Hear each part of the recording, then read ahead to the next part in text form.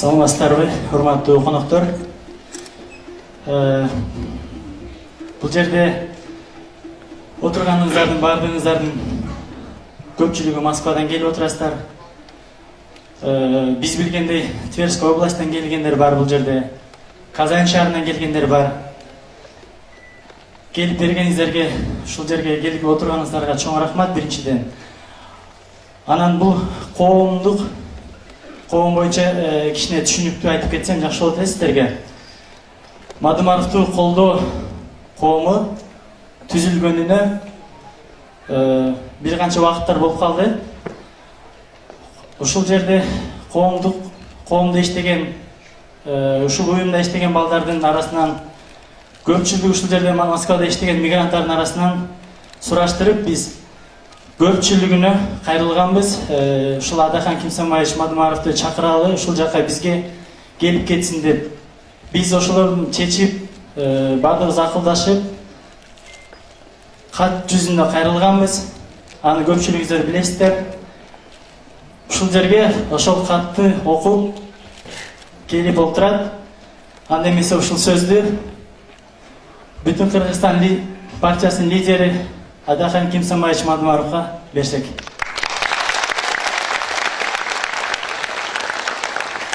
Жыйналганыңыздарга терең ыраазычылык билдирем.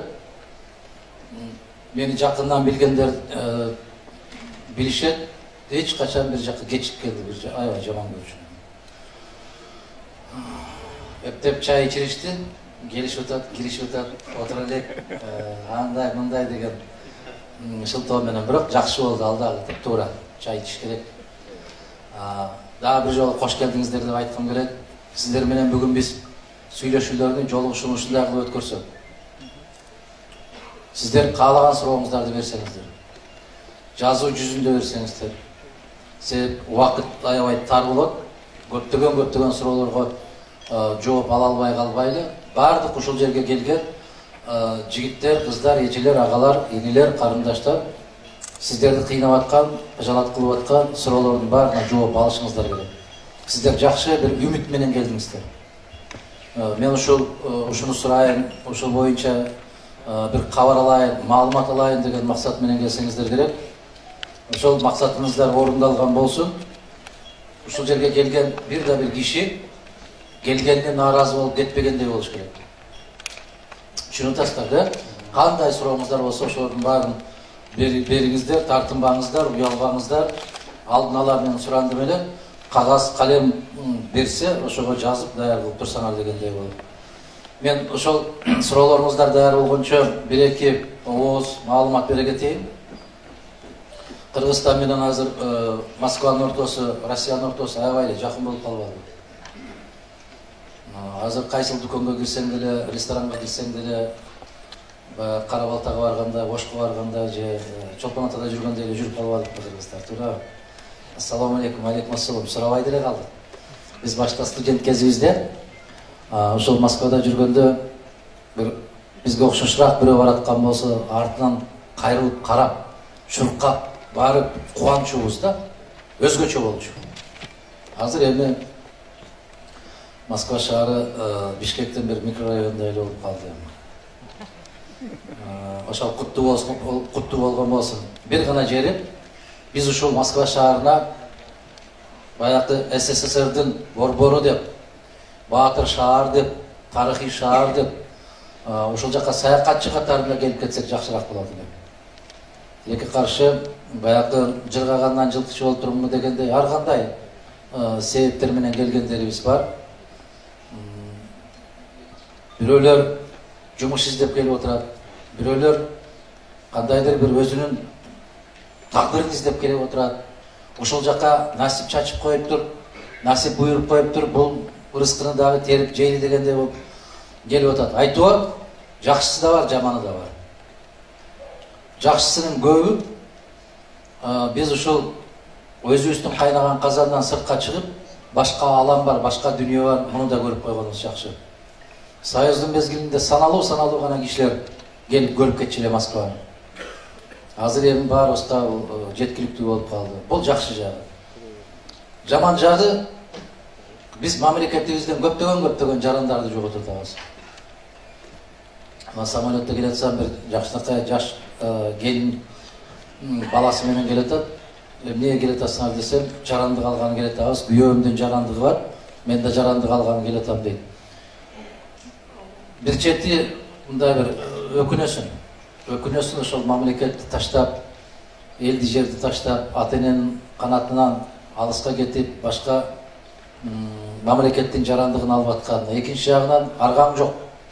Кал деп кантип айтасың? Кал деп айтканда же дасторконуна бир сындырып нан салып бере албасаң, же могул жерге жумуш иште деп жумушка кое албасаң, же балаңды бул жерге киргиз деп бала бакчага киргизе албасаң, кантип айтасың? Айта албайсың. Ошондуктан не болгон күндө дагы бул күндөрдө кетер, бул күндөрдө өтөр. Үмүтсүз жалгыз шайтан дейт, үмүт менен жашап туралы. Кудай буйрса, баарыбыздын алдыбызда өрдөктүн өзү чөлдө болсо да көзү көлдө дегендей, бул жерден жарандык алып канчалык иштебеңиздер, баары бир баягы нандын жыты,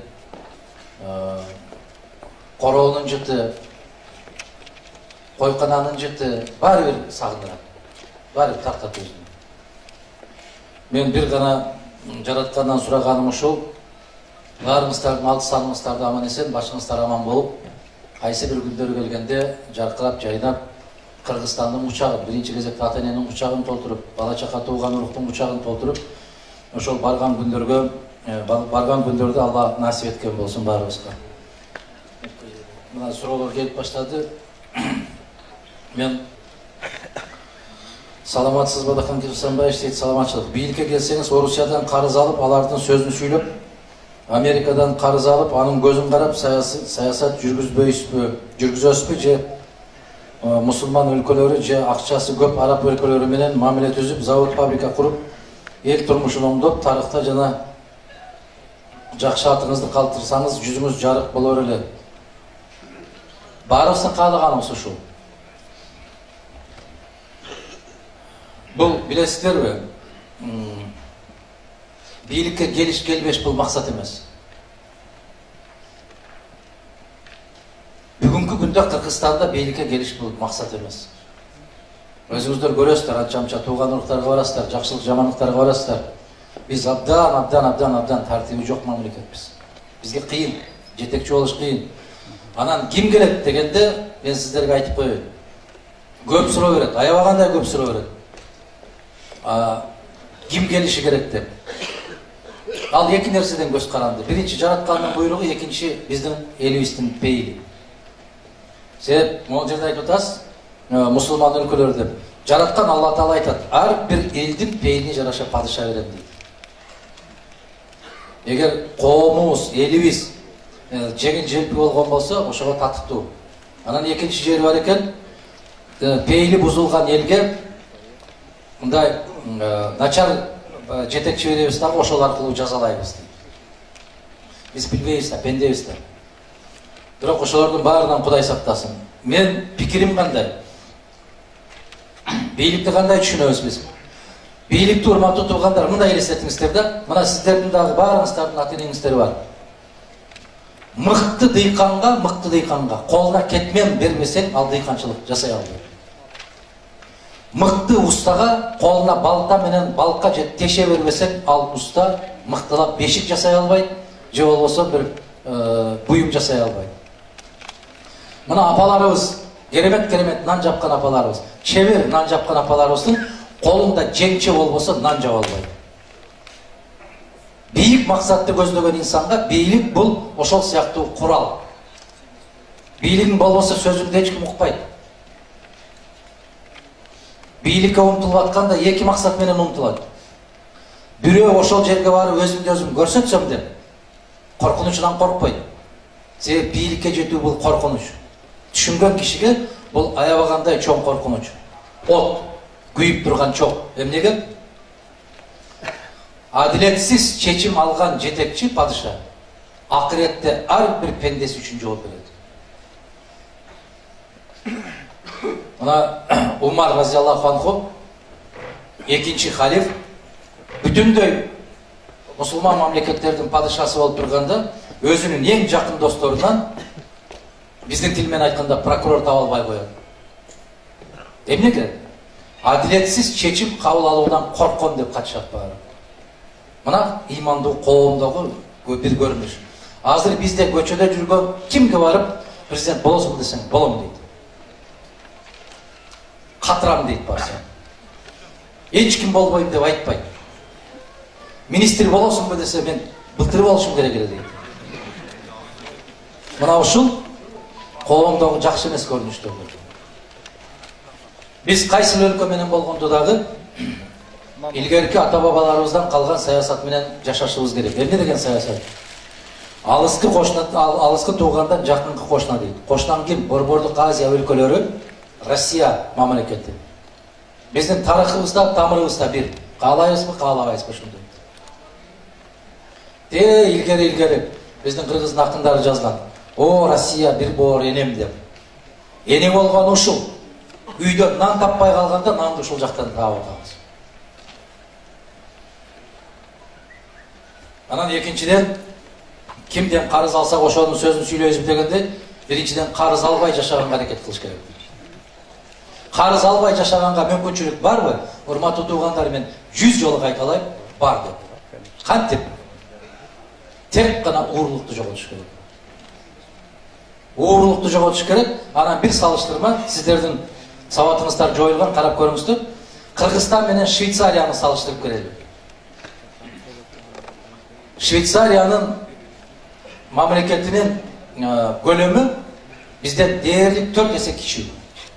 Биздин Чүй областында болгон мамлекет. Калкынын саны боюнча 8 миллиондон ашык, 8,5 миллион. Бюджети, мамлекеттик казнасы Кыргызстандан 200 эсе көп. Биздики 1 миллиард 700 миллион доллар болуп атса, алардыкы дээрлик 240 миллиардтын тегерек 241 миллиард. Карап көрүңүздөр. Бир гана президенти бар. Өкмөтү жок. 6 гана министрлик бар. Кыргызда 44 министр бар. Министрлик, ведомстволор, комитеттер, агентстволор. Ошол 8,5 миллион калкына 46 депутаты бар. 5 миллион кыргызга 120 депутат бар. Анан кантип оңолот бул мамлекет? Кантип өсөт бул мамлекет?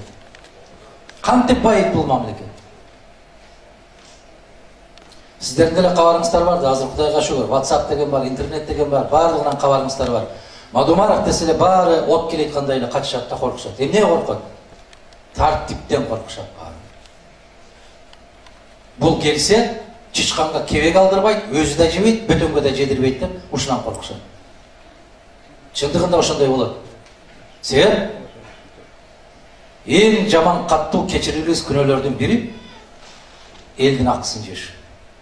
Анын ичинде жетим менен жесирдин акысын жеш. Анын ичинде мунжу менен майыптын акысын жеш. Биздин жетекчилерде ушундай сезим барбы? Жок. Ошол жактан кабары барбы? Жок. Алардын кызыкчылыгы эмнеде? 5 күндүк бул өмүрдө жашап калыш. Акыретте эмне болсо ошол болсун дейт. Акыреттин азабы. Мен мынау дүйнөмдөн коркпойм. Мен акыреттен корком. Мен мынау дүйнөдө конституция, мыйзам албынан коркпойм. Алланын алдында барганда эмне деп жооп бересиң, ушундан корком. Биз ыймандуу мамлекет курсак, мына ошол сиз айтып аткандай болуп, эч кимдин көзүн карабай жашасак болот.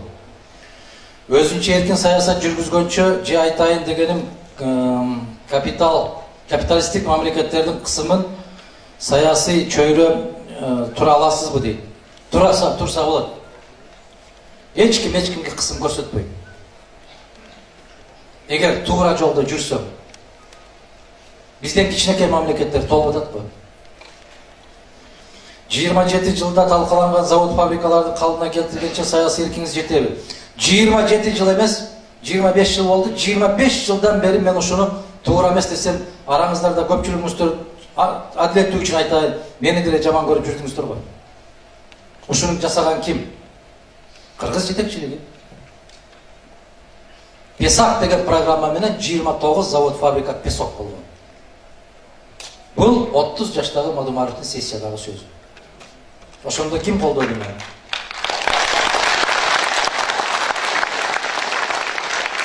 Ошол эле аксакалдар, ошол эле жаштар бүгүн да келип мени менен күрөшүп келатат. Ошолор эле кайра эле күрөшө берет. Ошондуктан биз баягы Өзбекстан, кичинекей Кореяны көрүп намыстанбайсызбы, эч бир өндүрүш жок экенине дейт. Намыстанбаган эмнебиз калды, айтпачы. Биздей четке чыгып чачырап кеткен кайсы эл бар? Мен кече интервью бердим, бүгүн көрсөтүп аткан болсо керек. Ошо суроодон улам жооп берейин.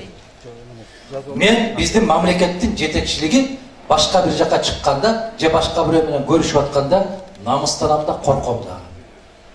Намыстанам эмне үчүн? Сабатсыздыгына намыстанам. Корком эмне үчүн? Дагы эмнени лап этип айтып кеткенде.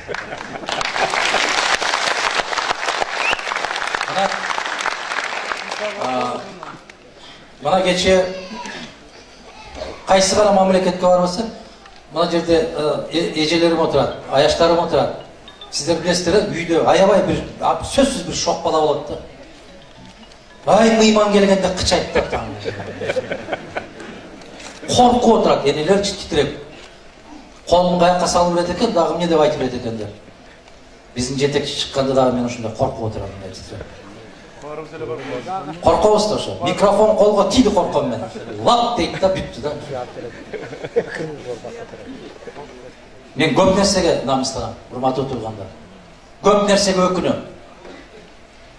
Биздин бийликтин, жетекчиликтин кийип жүргөн кийимин карап дагы өкүнөм, намыстанам.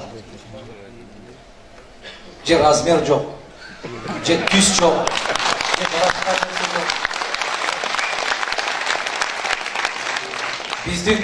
биздин депутаттардын футболкачан жогорку кеңешке кирип барганын көрүп уялам. Кроссовкачан жүрүшөт. Мен жогорку кеңешке барганда ушундай тартип киргизип койдум эле. Зыңкыйып эле калат экен го жарашып. Бирок жакпайт экенсиз. Үйдө дагы атасы каттуураак тартип талап кылган болсо, балдар ушул атам бир жака кетсе экен дейт. Анан кийин чыгат да, чыгар жерине чыгат. Атасы бир жака кеткенде. Студент МЭИ деген Московский экономический институт бу? Ассаламу алейкум. Алейкум ассалам. Мен Москва энергетикалык экен, институттун студентимин. Менин кыргыз энергетикасынын келечеги көп ойлонурат. Өзүңүз билгендер, Кыргызстан энергетикасынын абалы аябай оор. Мисалы биздин эл энергетиканын элементтери эскирген себептен бизде деп аябай узун. Муну сиздер баамдап турсаңыз керек. Суроо. Ошол ажоо болуп калсаңыздар, кантип, кандай таризде чечесиздер дейт ушул маселени. Аллахым колдосун сиздерди, сизди да колдосун. Урматтуу Талантбек мырза, балам, энергетиканы өзүнчө, айыл чарбасын өзүнчө, курулушту өзүнчө чечпейт. Бардыгы бир жерден чечилет. Качан? Тартип болгондо. Баары бири-бирине байланыштуу. Тартип болсо чечилет. Тартип болбосо, мен кыска жооп берейин сиздерге. Мен мыйзамдуу өлкөнү каалайт белем, же ыймандуу өлкөнү каалайт белем. Мен ыймандуу өлкөнү каалайт элем. Себеп ыйманы бар өлкөдө мыйзамың жок болсо дагы адамгерчиликтен эч качан чыкпайт. Ыймандуу өлкөдө бөтөн бирөөнүн акысын жебейт. Ыймандуу өлкөдө уурулук болбойт. Жалган сүйлөө болбойт. Шайтандын жетегине жетеленип алып, баягы эртеден кечке чейин ушак айтылбайт. Мына жерде карындаштарым, анча-мынча аяштарым барып калганда айылдан тезирээк качканы шашып атасыңар. Эмнеге? Аябай жаман болуп кетти айылдарда. Келин отуруш деген аябай жаман көп. Ак касса эмес, черная касса деп коюшат. Ушул ыймандын жоктугу. Ушул берекенин жоктугу. Алла Таала айтып атат: ким колун сунуп дубаначылык кылса, биз ага берекенин эшигин жабабыз дейт.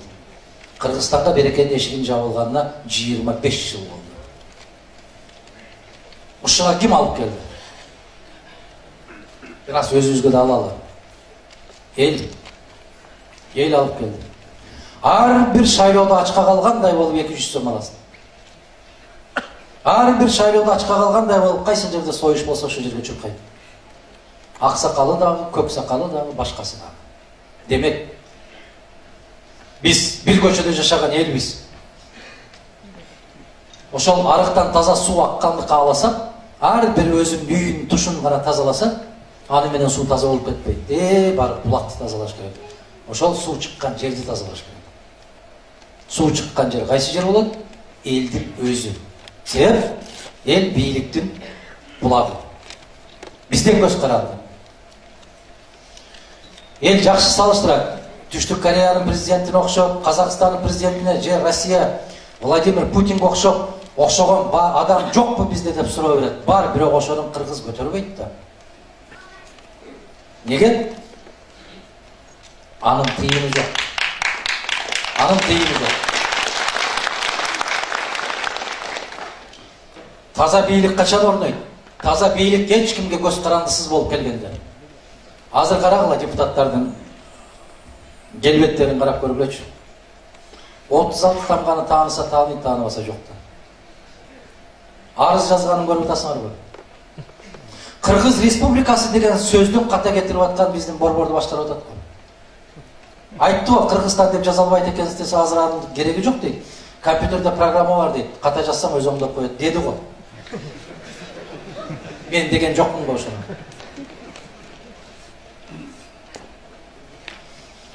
Адахан Кимсанбаевич, буга чейин өтүп келген шайлоолордой болуп өтсө, сиздин президенттик шайлоодо өтпөй калышыңыз толук мүмкүн. Сиз кандай жолдорду издеп атасыз? Бир эле жолу бар, башка жолу жок. Мен кече Бишкекте чоң форум өткөрдүк, ошол жерде айттым. Интернеттен көрүп атсаңыздар керек. Кыргызстанда конституциялык жол менен мыйзамдуу бийлик алмашуу мүмкүн эмес деп айттым. Андан башка жолу билесиздер, кандай жол? Азыркы келген азаматтардын жолу, бирок ошондон Кудай сактасын.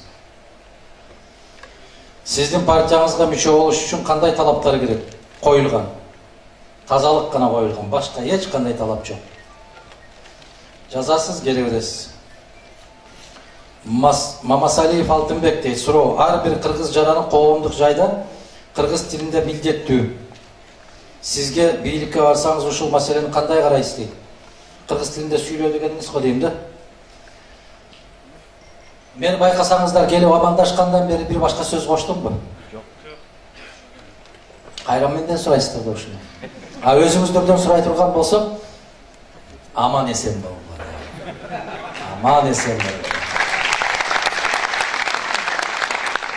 Кыргызстандан парламентине барсаңар, министрлер сүйлөп атат да.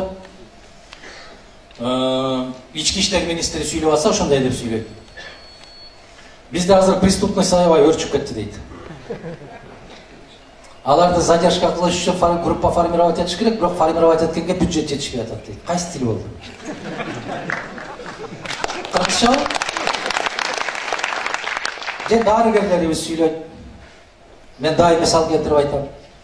Больнойлор көбөйүп кетти дейт. Себеп лекарства жетишпей атат дейт. Первичная помощь оказывать этип койдук, азыр облегченном состоянии чыгып кетишти. Бирок биз наблюдать этип турабыз дейт. Ассаламу алейкум дейсиз. Мен сүйлөйм ошондой. Кыргыз тилин сүйлөш үчүн биринчи кезекте тилди сүйүш керек. Мени көбү сындайт го, тилинен чаң чыгат, чыгарып көр. Чыгарып көр. Ушул Манасты жараткан кыргыз тили пикириңди түшүндүргөнгө жетишпей калабы? Сенде өзүңдө санаа жок, сезим жок, ойлонбойт. Айылга барсаңар 80-деги чоңонуңар айтат, пенсиям задержка болуп атат деп. Кечип атат дебейт. Эң туура айтасыз. Эгерде тилиңде катыра сүйлөй албасаң, мен дайым мисал келтиргенде айтам, катуу тиет. Уй дагы өзүнүн тилинде мөөрөйт, койдой болуп маарабайт.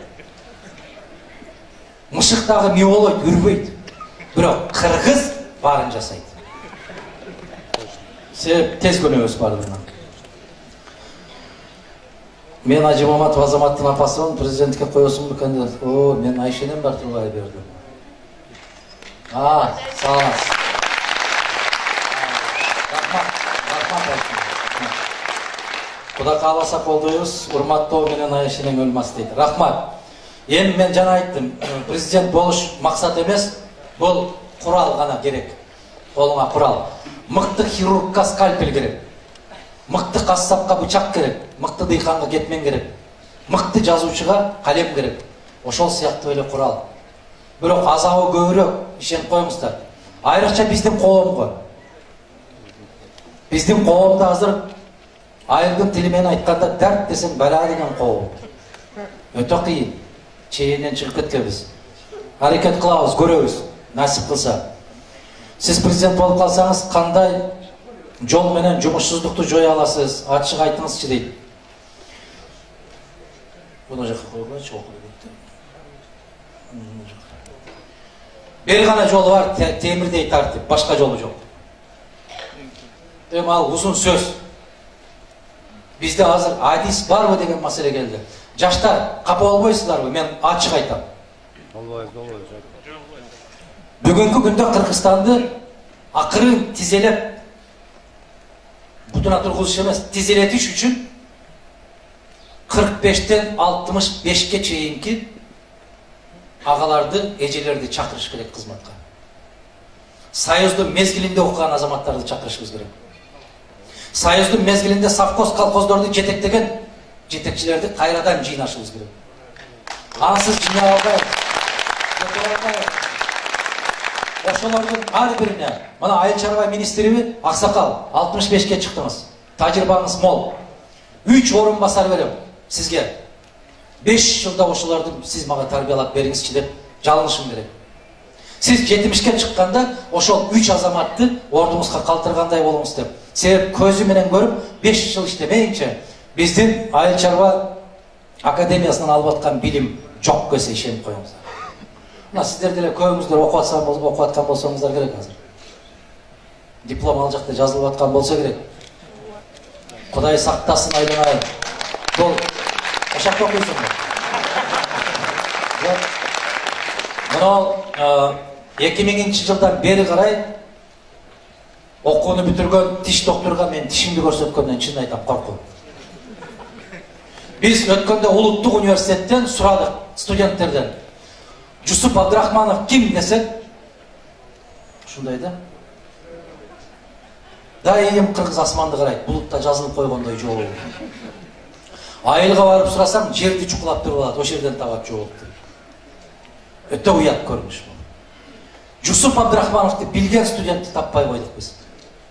Исхак Разаков ким десең, баягы артист биле дейт. Неме, звезда болуп жүрөт дейт. Өтө оор жагдай. Абалар, апалар, эжелер, карындаштар, абалыбыз өтө оор. Кыйын жагдайыбыз, өтө кыйын жагдайыбыз. Сиздер ишенбегилер. Дүркүрөп өсүп атабыз, баланча мамлекет, бөтөн мамлекеттер бизди көрүп көз күйүп ыйлап атат деген бул сол киши сүйлөбөйт антип. Абалыбыз оор. Биринчи кезекте ошол жанагы 65-теги азаматтарды алып келип ошол 3-3 коюш керек жанына окуучуларды. Себеп университеттен андай билимди албайт. Мен ушинтип баштамакмын. Биринчи